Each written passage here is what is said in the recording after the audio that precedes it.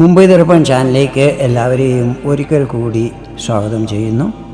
നിങ്ങൾ ഈ ചാനൽ ഇതുവരെ സബ്സ്ക്രൈബ് ചെയ്തിട്ടില്ലെങ്കിൽ സബ്സ്ക്രൈബ് ചെയ്യാൻ അഭ്യർത്ഥിക്കുന്നു.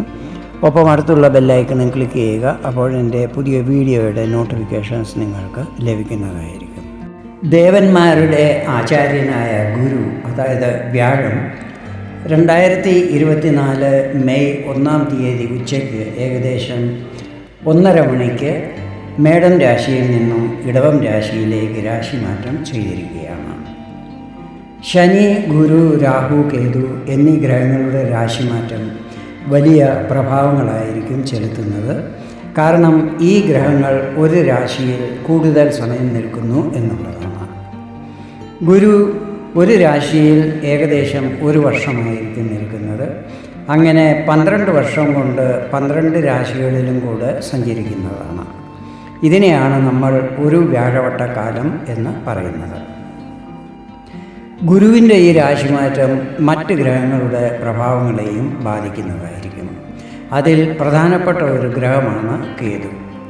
കേതു ഒരു നിഴൽ ഗ്രഹമാണ്. കേതു ഒരു രാശിയിൽ ഏകദേശം 1.5 വർഷത്തോളം നിൽക്കുന്നതായിരിക്കും. ഗുരു ഭാഗ്യം, ഐശ്വര്യം, സന്താനം, വിവാഹം, ധാർമ്മികത, ദാനം, ധനം, പുണ്യം എന്നിവയുടെ കാരകനാണ്.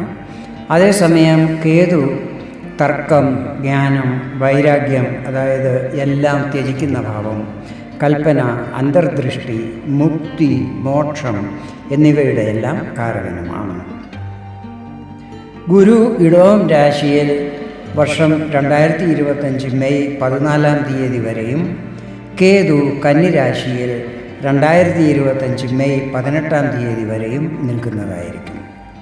അങ്ങനെ 2024 മെയ് 1 മുതൽ 2025 മെയ് 14 വരെ ഏകദേശം 1 വർഷത്തോളം ഗുരുവിൻ്റെയും കേതുവിൻ്റെയും ഈ കണക്ഷൻ ഉണ്ടാകുന്നതായിരിക്കും.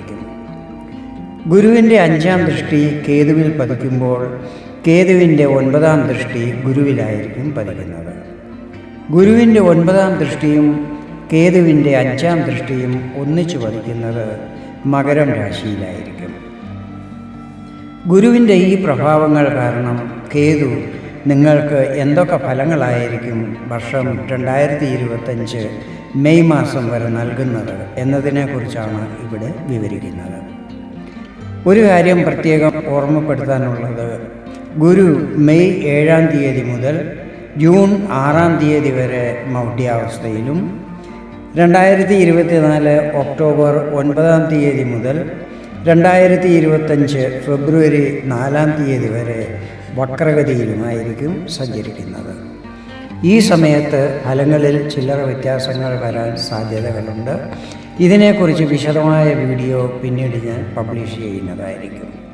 അതുപോലെ നിങ്ങളുടെ മഹാദശ, അന്തർദശ എന്നിവയനുസരിച്ചും ഫലങ്ങളിൽ വ്യത്യാസങ്ങൾ വരുവാനും സാധ്യതകളുണ്ട്. ഞാനിവിടെ പറയുന്നത് ചന്ദ്രഗണനയെ അടിസ്ഥാനമാക്കിയുള്ള ഫലങ്ങളാണ്. ആദ്യമായി തുലാം രാശിക്കാരുടെ കാര്യങ്ങളാണ് പറയുന്നത്. കേതു നിങ്ങളുടെ 12ാം ഭാവത്തിലാണ് നിൽക്കുന്നത്.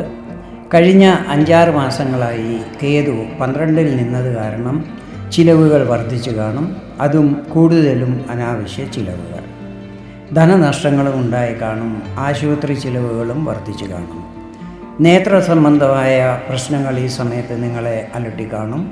ഒരു ഏകാന്തതയും അനുഭവപ്പെട്ടു കാണും. പക്ഷേ ഗുരുവിൻ്റെ രാശിമാറ്റത്തോടെ കേതുവിൽ ദൃഷ്ടി പതിക്കുന്നത് കാരണം കേതു ശുഭഫലങ്ങൾ നൽകാൻ ബാധ്യസ്ഥനാകുന്നതായിരിക്കും.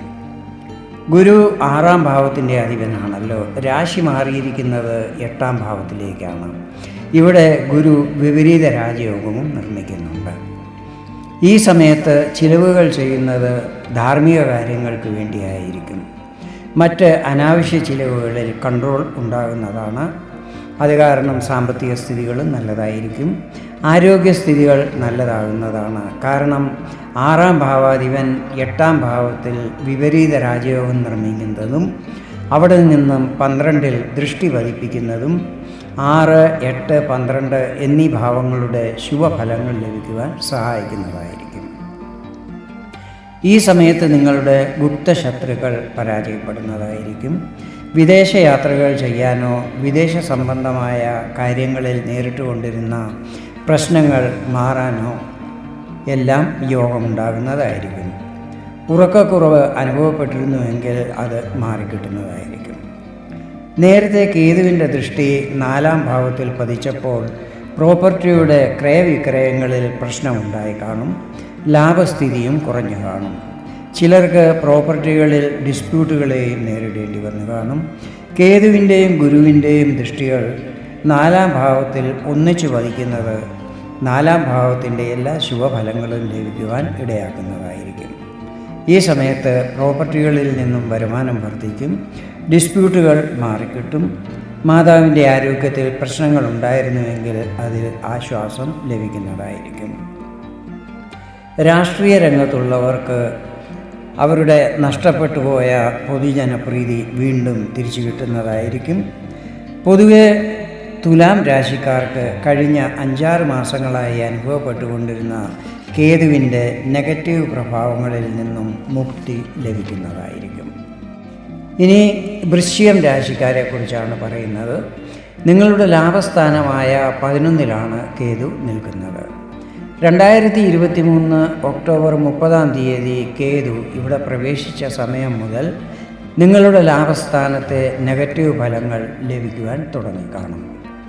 11-ാം ഭാവം ഇൻകം, ലാഭം, സമ്പത്ത്, ഐശ്വര്യം, മൂത്ത സഹോദരങ്ങൾ, ഇച്ഛാപൂർത്തി എന്നിവയുമായിട്ടെല്ലാം ബന്ധപ്പെട്ടിട്ടുള്ളതാണ്.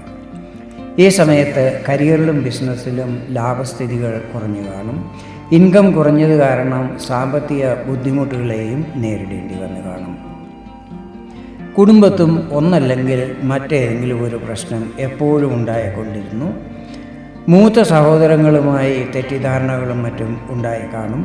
പക്ഷേ ഗുരുവിൻ്റെ 7-ലേക്കുള്ള രാശിമാറ്റവും അവിടെ നിന്നും 11-ൽ നിൽക്കുന്ന കേതുവിൻ്റെ മേൽ ദൃഷ്ടി പതിക്കുന്നതും കാരണം മേൽ പറഞ്ഞ പ്രശ്നങ്ങളിലെല്ലാം ആശ്വാസം ലഭിക്കുവാൻ തുടങ്ങിക്കാണും.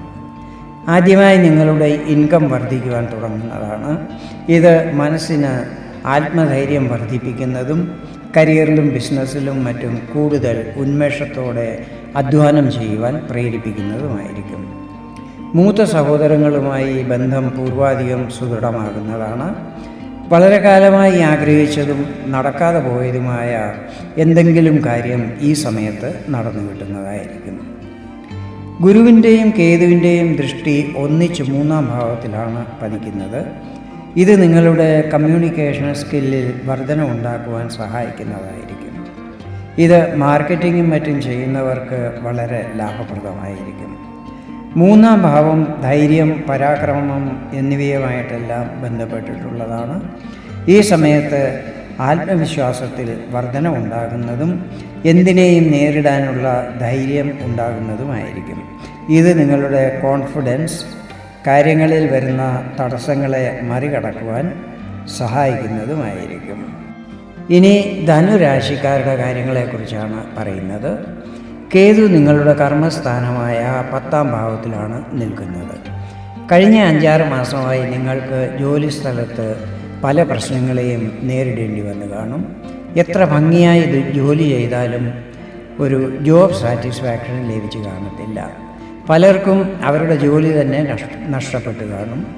ഉദ്യോഗാർത്ഥികളായ യുവതീ യുവാക്കൾക്ക് വളരെ വിഷമം പിടിച്ച സ്ഥിതികളെ നേരിടേണ്ടി വന്നു കാണും.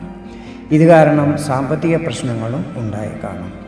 ഈ സമയത്ത് അലസതയും അശ്രദ്ധയും ഉണ്ടായി കാണും. ചിലർക്ക് കാൽമുട്ടുകൾക്ക് പ്രശ്നങ്ങളും ഉണ്ടായി കാണും. ബിസിനസ്സിലും പ്രതികൂല സ്ഥിതികൾ നിർമ്മിതമായി കാണും. ചില ഈഗോ പ്രശ്നങ്ങളും ഉണ്ടായി കാണും.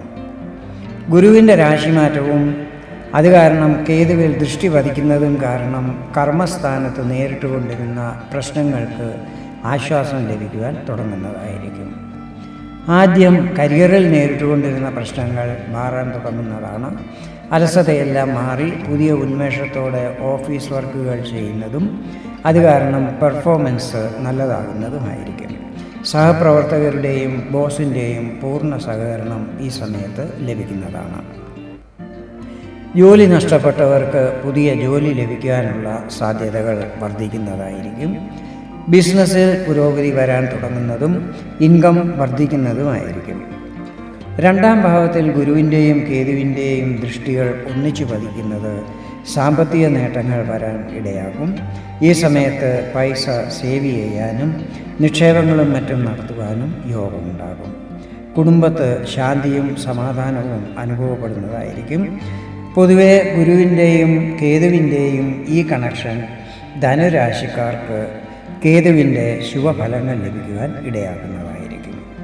വീഡിയോ നിങ്ങൾക്ക് ഇഷ്ടപ്പെട്ടെങ്കിൽ ജ്യോതിഷ സംബന്ധമായ കൂടുതൽ വിവരങ്ങൾ അറിയുവാൻ വേണ്ടി എൻ്റെ ഈ ചാനൽ സബ്സ്ക്രൈബ് ചെയ്യാൻ അഭ്യർത്ഥിക്കുന്നു.